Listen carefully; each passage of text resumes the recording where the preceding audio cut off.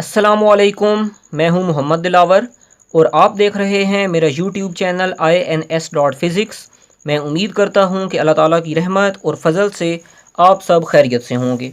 तो आज के इस लेक्चर में हम देखेंगे सीरीज़ कम्बिनेशन ऑफ कैपेसिटर्स को, जिसमें हम तीन मेन इंपॉर्टेंट पॉइंट्स डिस्कस करेंगे। पॉइंट नंबर 1, हर कैपेसिटर के ऊपर कितना चार्ज डिपॉजिट हुआ है। पॉइंट नंबर 2, हर कैपेसिटर के अक्रॉस पोटेंशियल डिफरेंस क्या होगा। एंड पॉइंट नंबर 3, अगर हम इस सीरीज़ कम्बिनेशन की टोटल या इक्विवेलेंट कैपेसिटेंस को कैलकुलेट करना चाहें तो किस तरह से मैथमेटिकली और किस फार्मूले को यूज़ करते हुए हम कैलकुलेट करेंगे। सो आइए स्टार्ट करते हैं। Consider that I have 3 parallel plate capacitors. Capacitor number 1 has capacitance C1, capacitor number 2 has capacitance C2 and similarly capacitor number 3 has capacitance C3। इन तीनों कैपेसिटर्स को मैंने सीरीज़ कम्बिनेशन में कनेक्ट कर दिया। हमें कैसे पता चला कि ये सीरीज़ में है? तो देखें, कैपेसिटर नंबर 1 की सेकंड प्लेट को मैंने कनेक्ट कर दिया नेक्स्ट कैपेसिटर की पहली प्लेट के साथ। कैपेसिटर नंबर 2 की सेकंड प्लेट को कनेक्ट कर दिया नेक्स्ट कैपेसिटर की फर्स्ट प्लेट के साथ। इसी तरह से अगर कोई फोर्थ कैपेसिटर होता तो मैं कैपेसिटर नंबर 3 की सेकंड प्लेट को नेक्स्ट कैपेसिटर की फर्स्ट प्लेट के साथ कनेक्ट कर देता। तो इस तरह से जब हम अपनी डिवाइसेस का कनेक्शन करते हैं तो इसको हम बोलते हैं सीरीज़ कनेक्शन।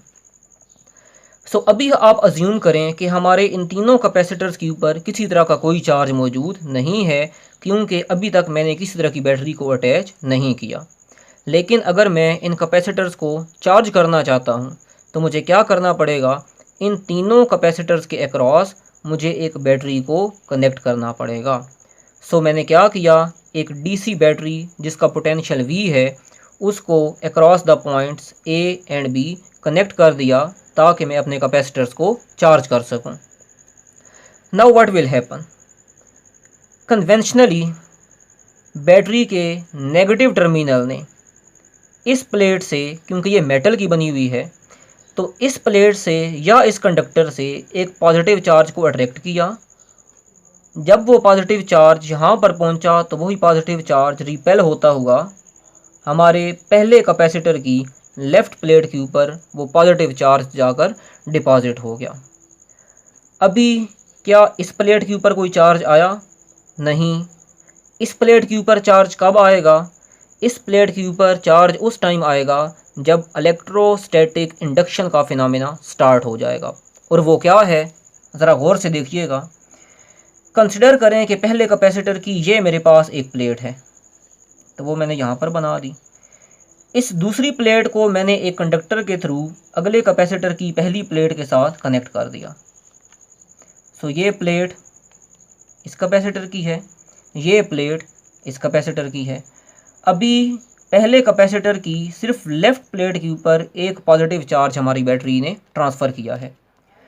अब क्या होगा, इलेक्ट्रोस्टैटिक इंडक्शन के थ्रू ये पॉजिटिव चार्ज इस मेटल में से, इस कंडक्टर में से, इस प्लेट में से एक नेगेटिव चार्ज को अट्रैक्ट करेगा और एक पॉजिटिव चार्ज को इसी मेटल में से या इसी प्लेट में से क्या कर देगा, रिपेल कर देगा।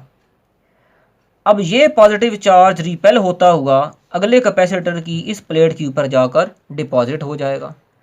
सो अब क्या हुआ, एक प्लेट के ऊपर एक पॉजिटिव चार्ज आ गया, इलेक्ट्रोस्टैटिक इंडक्शन के थ्रू दूसरी प्लेट के ऊपर एक नेगेटिव चार्ज आ गया, लेकिन साथ ही अगला जो कैपेसिटर था उसकी भी पहली प्लेट के ऊपर पॉजिटिव चार्ज डिपॉजिट होना स्टार्ट हो गया।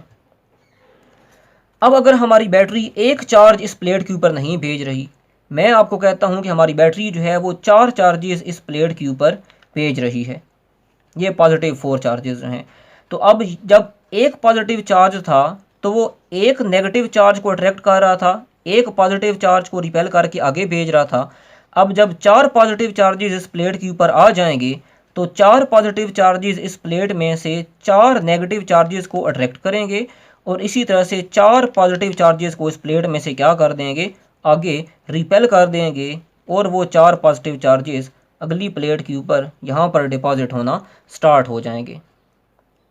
सो इस तरह से हमारे पास नेक्स्ट जो कैपेसिटर है उसके ऊपर भी एक प्लेट के ऊपर पॉजिटिव चार्ज और एक प्लेट के ऊपर नेगेटिव चार्ज आना स्टार्ट हो जाएगा। एक वेरी इंटरेस्टिंग बात वो यहाँ पर ये है कि जैसे हमारी बैटरी ने 4 पॉजिटिव चार्जेस को यहाँ पर भेजा है, मैं एग्जांपल दे रहा हूँ कि हमारी बैटरी ने 4 पॉजिटिव चार्जेस को इस प्लेट के ऊपर भेजा है, तो साथ वाली दूसरी प्लेट के ऊपर कितने नेगेटिव चार्जेस अट्रैक्ट होकर आए? 4 नेगेटिव चार्जेस अट्रैक्ट होकर आए। इन 4 पॉजिटिव चार्जेस ने इस प्लेट में से कितने पॉजिटिव चार्जेस को रिपेल करके आगे भेजा? 4 पॉजिटिव चार्जेस को रिपेल करके आगे भेजा। इन 4 पॉजिटिव चार्जेस ने फिर इस प्लेट में से कितने नेगेटिव चार्जेस को अट्रैक्ट किया? अगेन 4 चार्जेस को अट्रैक्ट किया। इस प्लेट में से कितने पॉजिटिव चार्जेस को रिपेल किया? 4 पॉजिटिव चार्जेस को रिपेल किया। वो 4 पॉजिटिव चार्जेस यहाँ पर आ गए और अगेन ये सिस्टम ऐसे ही चलता रहा और हमारे तीनों कैपेसिटर्स के ऊपर सेम अमाउंट ऑफ चार्जेस जो हैं वो डिपॉजिट होना स्टार्ट हो गए। यानी कि जितना चार्ज हमारी बैटरी हमारे इस कैपेसिटर को प्रोवाइड कर रही थी according to the phenomena of electrostatic induction, आगे जितने भी कैपेसिटर्स सीरीज़ में कनेक्टेड होंगे उन सारे कैपेसिटर्स के ऊपर उतना ही चार्ज आना स्टार्ट हो जाएगा। So point number 1 very important, याद रखिएगा कि all capacitors have same charges in series combination.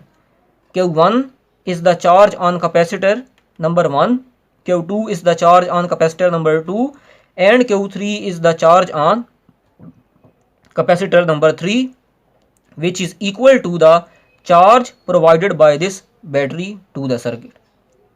Okay. Point number 2. What is the potential difference across all the capacitors? देखें, जब हमारे चार्जेस ने पॉइंट ए से पॉइंट बी तक मूव करना है तो वो किसने मूव करवाना है? इस बैटरी ने मूव करवाना है। जब तक बैटरी इन चार्जेस के ऊपर वर्क परफॉर्म नहीं करेगी तब तक ये चार्जेस पॉइंट ए से पॉइंट बी के ऊपर मूव नहीं करेंगे। यानी कि इन चार्जेस को जब पॉइंट बी तक पहुंचना है तो रास्ते में इस बैरियर को भी क्रॉस करना है, इस बैरियर को भी क्रॉस करना है और इस बैरियर को भी क्रॉस करना है। यानी कि हमारी बैटरी को पॉजिटिव चार्जेस को पॉइंट ए से पॉइंट बी तक मूव करवाने के लिए यहाँ पर भी वर्क करना पड़ेगा, यहाँ पर भी वर्क करना पड़ेगा और इस पॉइंट के ऊपर भी वर्क करना पड़ेगा। सो हमने क्या किया?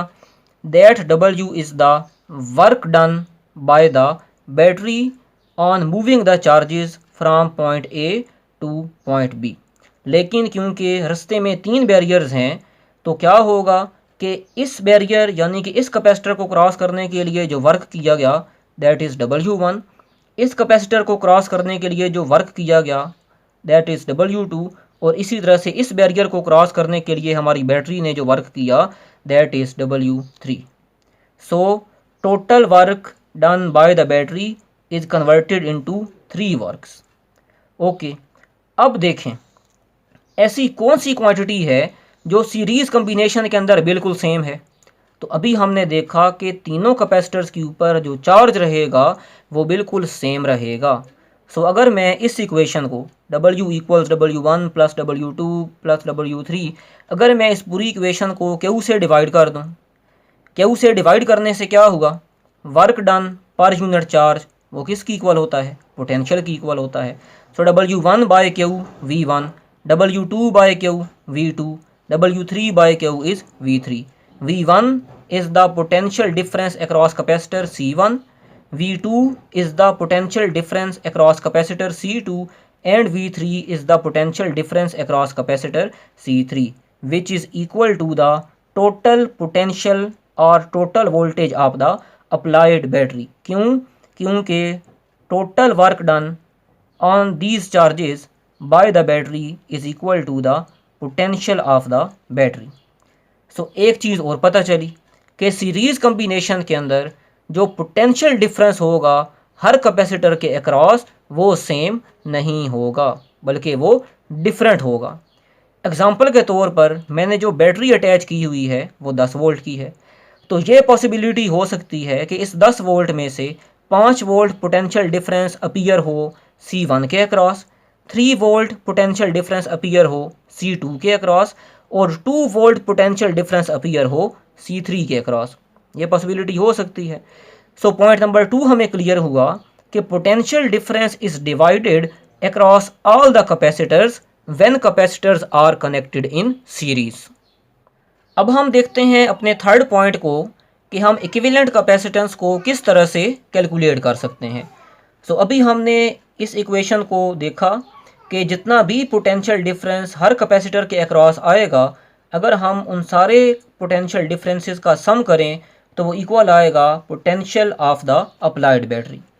सो अगर मैं इसी इक्वेशन को अगेन डिवाइड कर दूं चार्ज से, क्योंकि सीरीज़ कम्बिनेशन के अंदर जो चार्ज है हर कैपेसिटर के ऊपर वो सेम रहता है, वो कांस्टेंट रहता है, इसलिए मैं एक कांस्टेंट नंबर से अपनी इक्वेशन को दोनों साइड के ऊपर आसानी से डिवाइड कर सकता हूँ। सो इस पूरी इक्वेशन की जो दोनों साइड्स हैं उनको क्यू से डिवाइड कर दिया।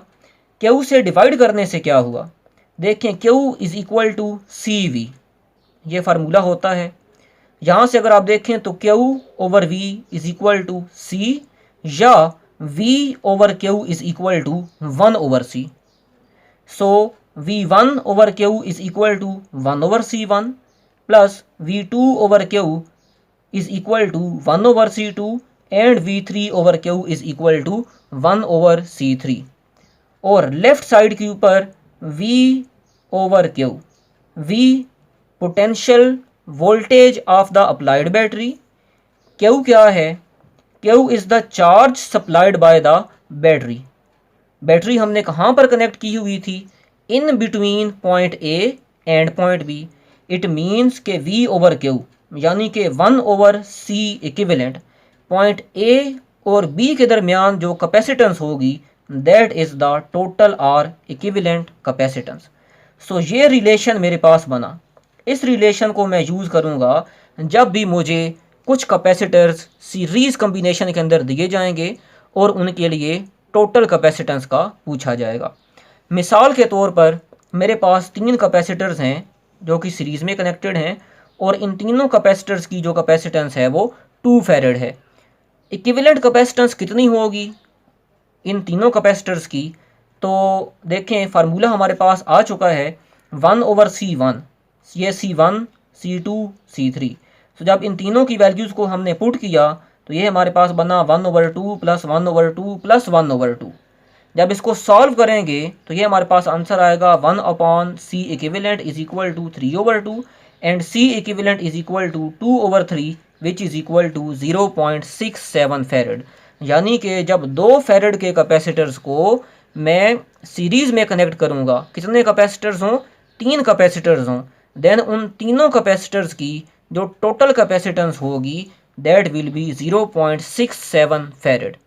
यहीं से हम एक मोस्ट इम्पॉर्टेंट पॉइंट को डिफ़ाइन करते हैं और वो पॉइंट ये है कि जब भी हम कैपेसिटर्स को सीरीज़ के अंदर कनेक्ट करेंगे देन उस पूरे नेटवर्क की, उस पूरे कम्बिनेशन की जो इक्विवेलेंट कैपेसिटेंस होगी वो इक्विवेलेंट कैपेसिटेंस हमारे सर्किट में मौजूद जो कैपेसिटर सबसे कम कैपेसिटेंस का है उससे भी कम होगी।